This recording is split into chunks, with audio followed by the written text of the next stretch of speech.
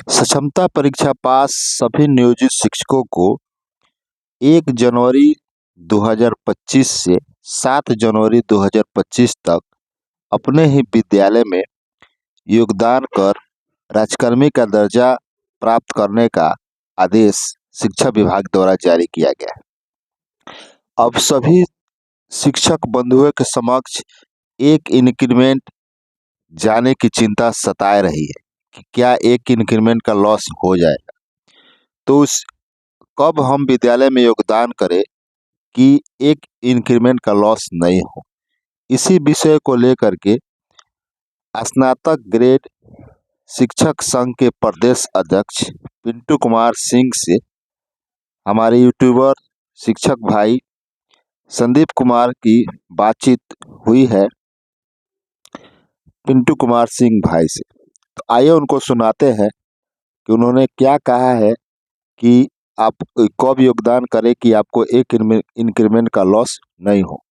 तो चलिए आपको सीधे जोड़ते हैं स्नातक ग्रेड शिक्षक संघ के प्रदेश अध्यक्ष पिंटू कुमार सिंह भाई जी से और सुनाते हैं उन्होंने क्या कहा है कि कब आप विद्यालय में योगदान करें जिससे आपको एक इंक्रीमेंट का लॉस नहीं हो।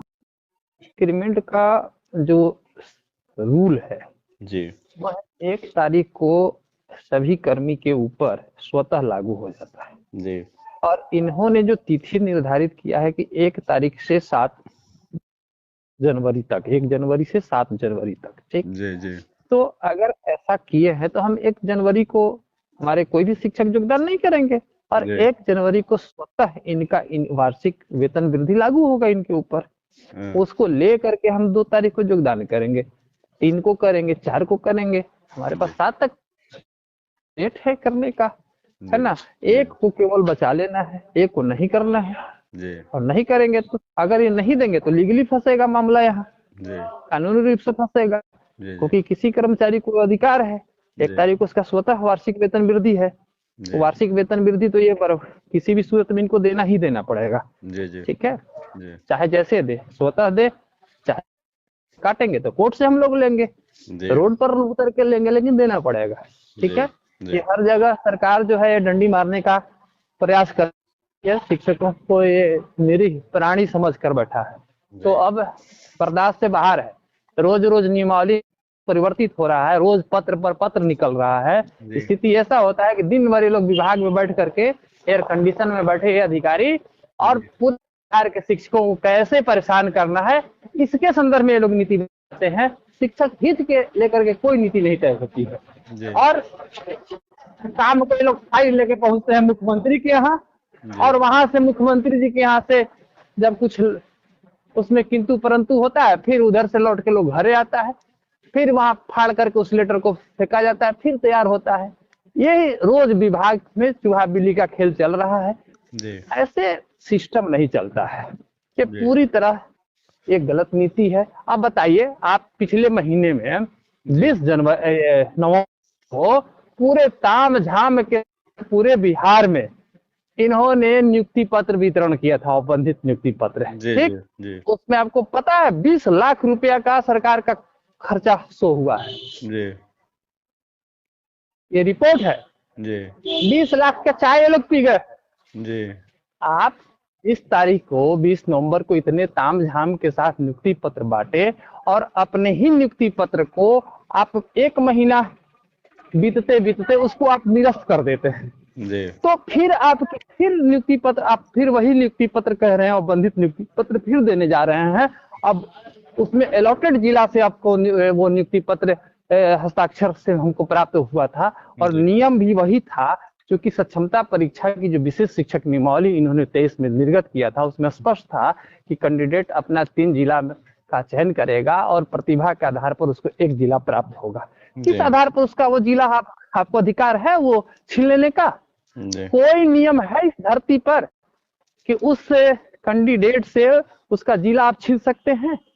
कोई नियम नहीं है।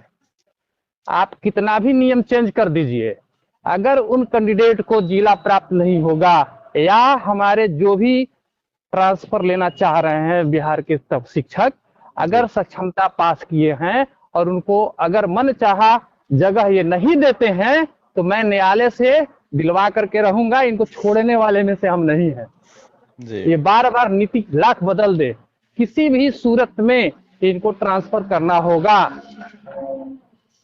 ये बार बार शिक्षक को परेशान करने का नीति बना रखे हैं। मौसम भी नहीं बदलता है जितना इनका रोज नियमावली बदल। जी हद हो गई है ये बिहार की सरकार। जी तो हम लोगों को सावधान रहने की आवश्यकता है। देखते हैं इनके हर गतिविधि पर हमारी नजर है, क्या करते हैं। अभी एसीएस बोले थे कि हम जनवरी के प्रथम सप्ताह में इनको ट्रांसफर कर देंगे। अब जनवरी के प्रथम सप्ताह में अभी विद्यालय में राजकर्मी बना रहे हैं। अभी तो राजकर्मी बना करके जैसे लग रहा है कि इनको कौन सा वेतनमान 9300 का वेतनमान दे देंगे। कौन सा लाभ मिल रहा है इसका कहीं चर्चा है? न निरंतरता की चर्चा की, किसी चीज की चर्चा नहीं।